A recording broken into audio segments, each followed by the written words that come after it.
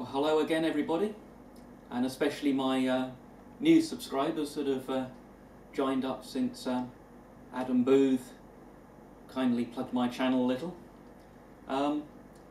It's been another week of housekeeping kind of stuff, rather than actually getting on with any project work. But did a lighting upgrade in the machine shop rather than the bike shop, and I also have been continuing to tidy up, and I found a toolbox that I'd forgotten about that came out of the garage in the garden next door. And that garage probably hadn't been properly explored for about 40 years. The old lady who lived in the house, her husband had died decades ago. At one stage I rescued a vise, with permission, I rescued a vise from a shed that had become horizontal in the back garden, and subsequently to that I helped clear out some of the garage, and got myself another decent bench vise, and there was a what initially I thought was an ammo box, but apparently it's a mortar box. Having looked up the numbers on it on the web, though I only found a couple of references, with a kind of random selection of tools in it, and I think I just kind of picked it up and it was tucked away in a corner that I got to. So I thought I would just quickly go through the contents of that, because I know a lot of you like to rummage through toolboxes. So let's shift the camera around and have a look. Okay, well this is the box in question, and the markings on it are a bit hard to read from the outside, but I can read them in reverse from the inside. And it says P59, 2 in Roman numerals, MMOR, and 1941. As I say, I did look up the numbers online, which I think there was a couple of eBay auctions, both I think there were 2 different listings. One was in Australia, indicating that this was a storage for a mortar shell. Obviously these things were very common as articles surplus and popular as toolboxes, and we have a rather sorry looking selection of drills, which is a shame really, because some of the larger sizes in particular would be very handy. I'll have to see whether they will clean up to any sensible degree. Most of them are just fairly standard twist drills. Quite a few, well, not very many, I was going to say. There's a couple here that have been modified into step drills. I bring these up to the camera, and that appears to have been done on a tool and cutter grinder. That's been done quite professionally, as has this one, which has got twin steps on it. And we've got some core drills, which have got 3 flutes, and I believe you get 4 flute drills as well. And as you can see, a couple of these have also been modified to a piloted design.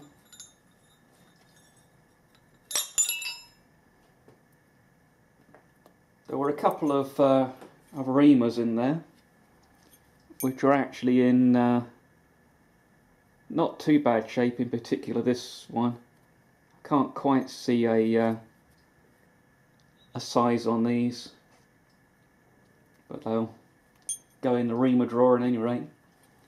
And then there were a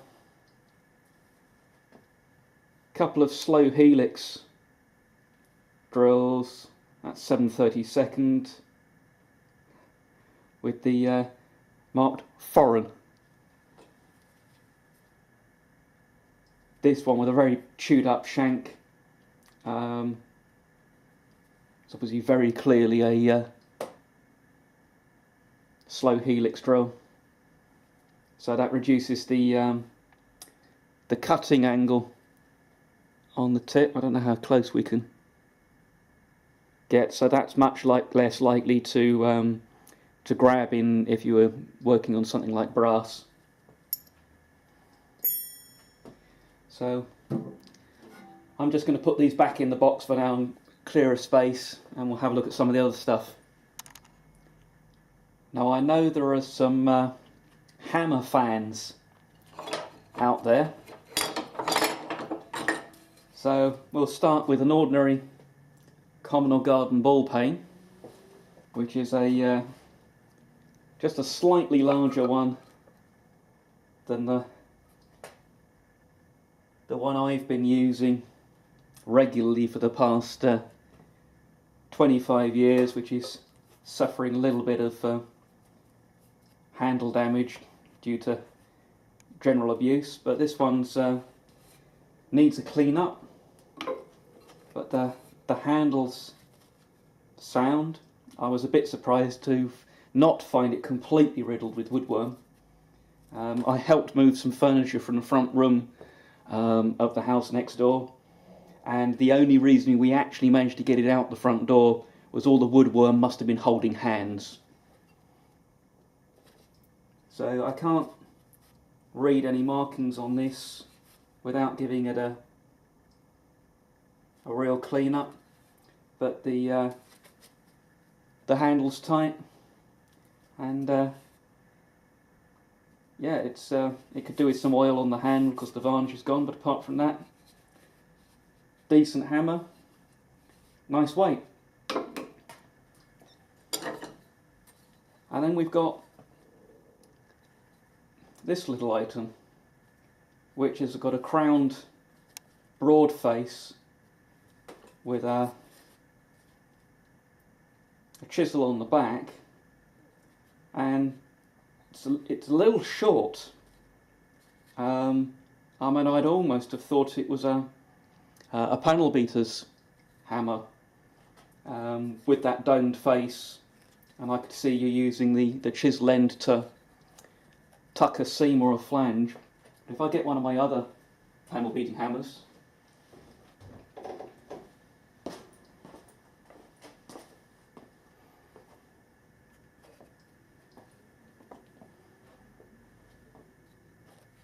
you know, I mean, this is what I was thinking of in terms of pattern,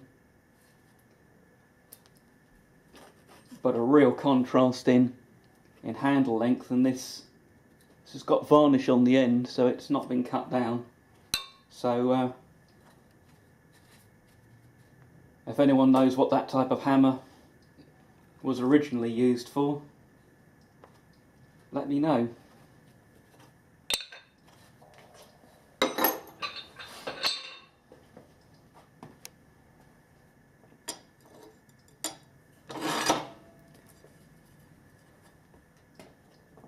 Now I don't think this was a, well, it's some kind of cleaver or knife. Could have used that for getting into the garage.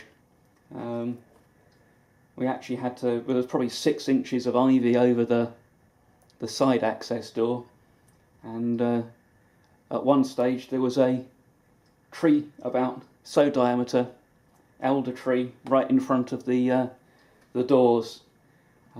But if you opened the doors, the chances are the whole thing would collapse into a heap of asbestos cement panelling. So that'll perhaps get a clean up and go for gardening duties. And we have a small selection of files. The 2 square files feel pretty sharp, in particular this one, without a handle, perhaps never had one, and was never used. The two larger warding files, they're well,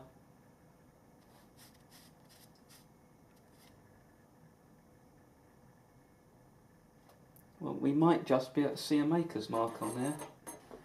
Let's see if I can just hit this file with a bit of Scotch-Brite and see what the maker's mark is.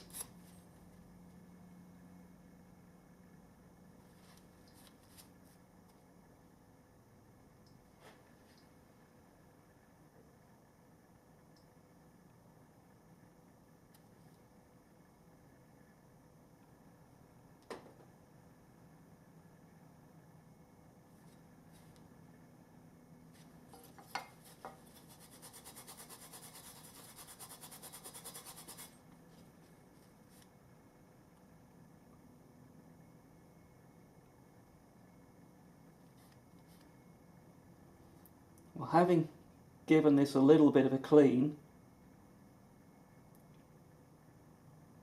it appears to say J. Barnsell. There's a capital A and a clog, or a boot, and Sheffield, England. And the other one,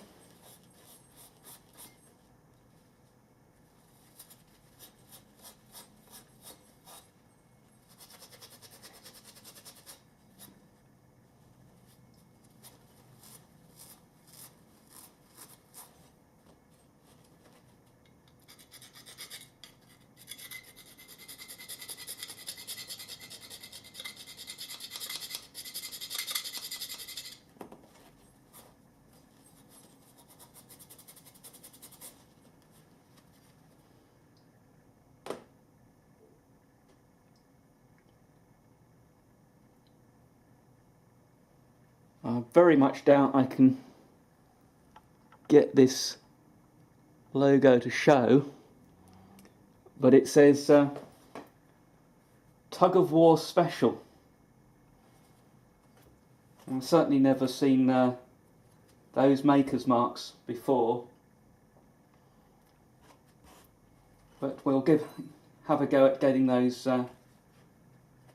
cleaned up, the rust off, and putting them in with the rest of the files. Oh, I forgot. There was one more hammer. This horrible item with a really badly mushroomed head. Pretty worn and mushroomed on the chisel end, with a very badly fitting hammer and a screw as a wedge. And to be honest, I don't think it was a particularly nice hammerhead at any time, and that's probably one for the scrap bin.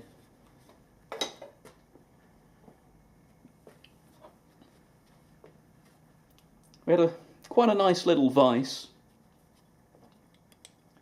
The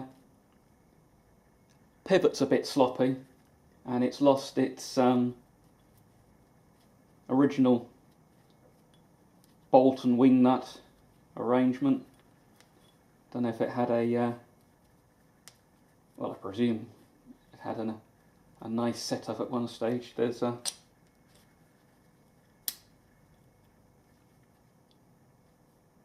oh, maybe that was how it was. I was thinking there was maybe a square hole, so that one end of the bolt was captive, but well,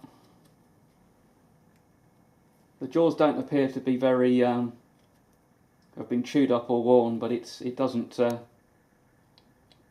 meet particularly straight, but you know, go in the drawer.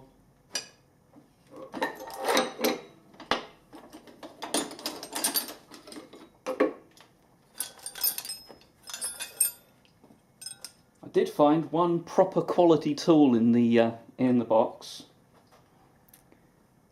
which is a 5/16 inch brittle open end spanner, which I think was probably a brake adjuster, because it's got the square drive on the other end. But fortunately I don't have to mess around with drum brakes, manually adjusted drum brakes much anymore. All my friends who had minis gave up on them. So the open end, well, 5/16 is pretty close to 8mm, so that will come in handy. It's a fairly nice feeling set of pliers, but they are absolutely locked solid, and the wire cutters have seen some use. Good grief. Despite the rust, those are free, and I think they will probably either a set or someone's painted the handles to match the same colour. It's lost the tip of one of the jaws and has been ground back, so I might just have to grind the end of those to make them into a more usable pattern. There's a fairly cheap and nasty set of nail pullers. They've got some nasty seams on them that don't make them the most comfortable things to hold, and I don't play around with wooden nails that much. There's another set of pullers which simply says England on one side and tools on the other.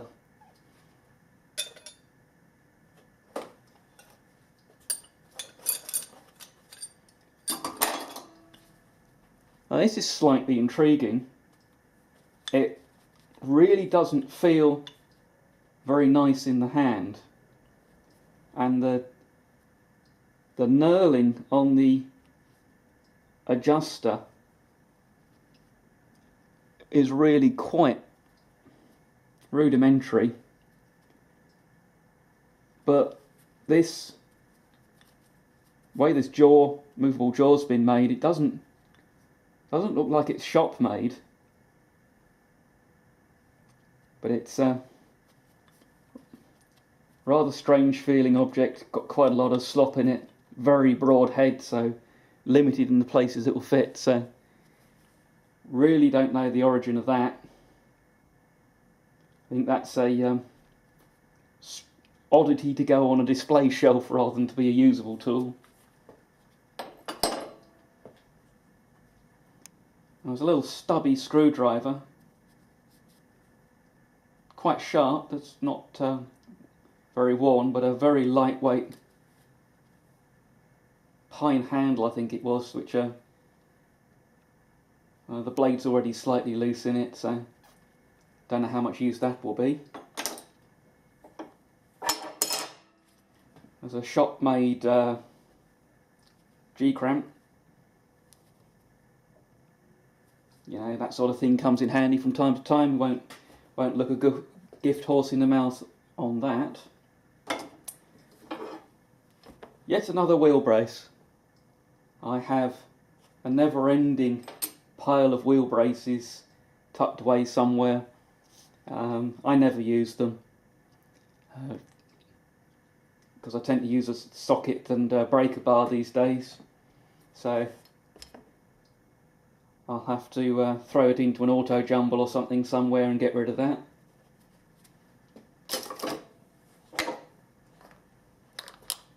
A couple of fairly decent looking grease guns.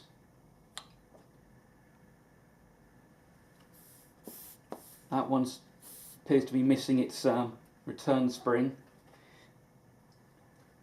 That one's probably just gummed up. I think they're the Tesselmit brand. They've got the circle with an arrow and a T.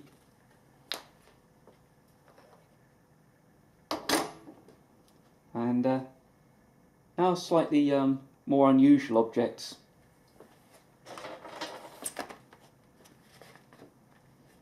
There's a Champion plugometer.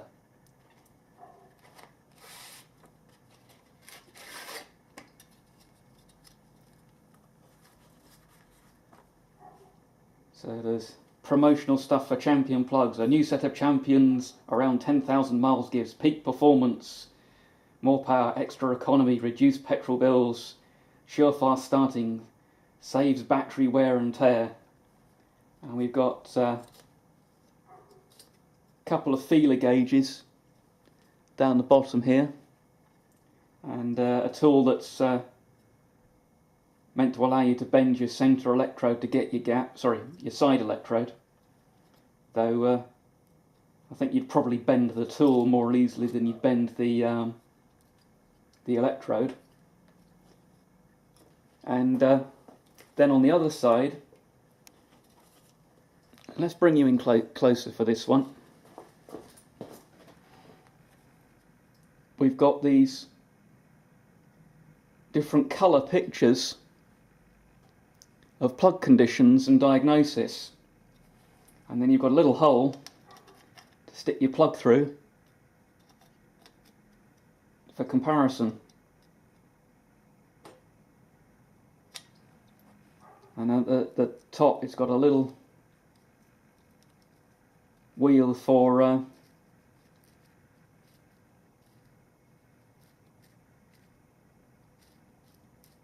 well, let's see if we can get you in on this window here.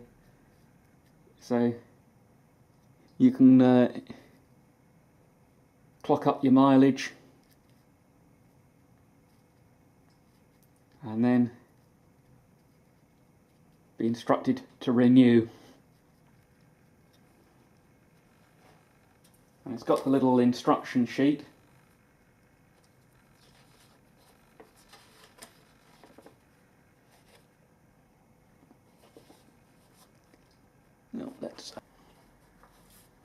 And looking on the other side, there's a load of information with plug gaps, and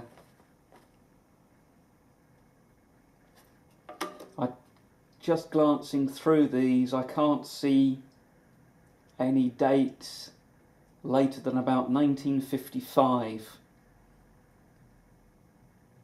and especially for our American friends, I'll just go through some of the brands, because you almost certainly won't have heard of some of these, although I'm familiar with the brands, but not necessarily any of the models. Right at the top we start with Armstrong Siddeley, Austin Healey, Citroen, Fiat, Ford, Healey, Hillman, Humber, Jaguar, Jowett, and I've worked on Jowett Javelin before now, Lancia, Lotus, which it simply lists 1100cc or 1500cc. I'm not entirely, well, 1500cc is getting into the Ford based engines, the 1100cc would be the Coventry Climax. Morris, MG, Porsche, Renault, Riley, Rover, Simca, Singer, Standard, Sunbeam Talbot, Triumph, Vauxhall, Volkswagen, Volvo and Wolseley. And then we've got another list of motorcycles, which is AJS, which was one of the two brands of associated motorcycles. Ariel, BSA, Lambretta, Matchless, which is the other AMC brand, Norton, Royal Enfield, Sunbeam, Triumph, Velocet, Vespa, and Villiers, because many manufacturers use the Villiers engines. And to go with it, we have some old spark plugs. Now the couple of them are Champions. There's an N5 and an N8. There will be 14mm plugs. So a couple of different heat ranges there. And then slightly more collectible, and there are people who collect spark plugs, are these old Lodge plugs, which I think the colour's showing up with the pink ceramic. So a Lodge 2HLN with their conventional electrode design, and a CB3 Syntox, which I presume refers to the a sintered oxide ceramic blend. And this is a, let's get you back in frame, multi-electrode design. And it's also a rebuildable plug. You can unscrew this retaining collar and pull out the ceramic and centre electrode to give everything a proper clean.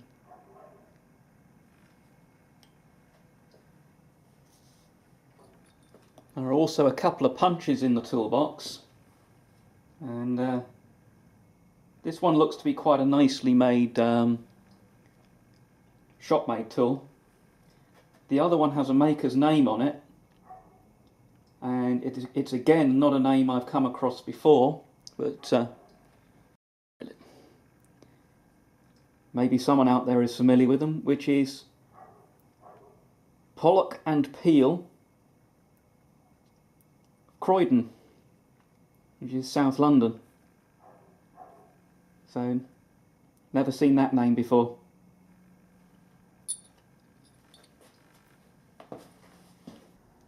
One of the housekeeping job that I've been doing recently is, apart from tidying up, was lighting. Now down the far end there used to be 4 70-watt fluorescent tubes, 5-footers, and they've always been a problem of having to keep climbing up and change starters, and them not starting properly when the weather's cold, and the tubes seeming to degrade quite fast. And when I was up at IKEA buying some machine lights, I was looking at their LED globe bulbs, and these are 10-watt LED lights. They were £10 each, and the brightness looked okay, and I'd put in 4, but I finally got around to putting in the other 4. So let's just have a look at the kind of illumination they provide.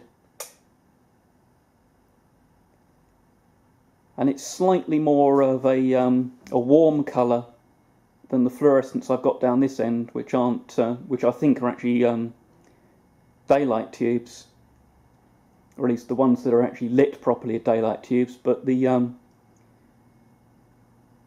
illumination down that end for just seeing stuff rather than having the right colour is great, and the you know, that's only just over about a quarter of the energy consumption that we used to have down there.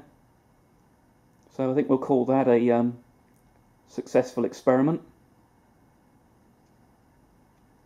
And I also fitted LED lighting in the other workshop.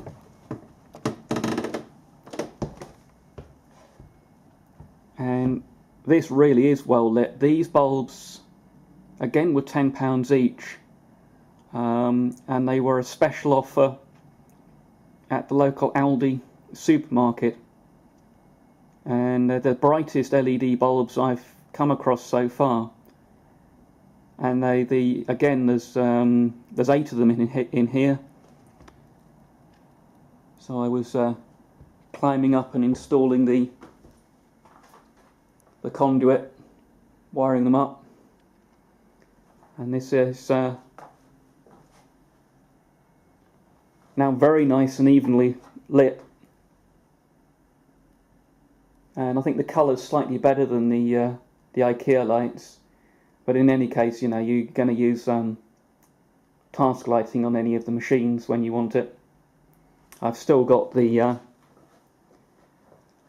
fluorescent strip light that's actually wired into the lathe's power panel and comes on whenever I power the lathe up. So, apart from the fact that I was having to clamber over all of the machines, and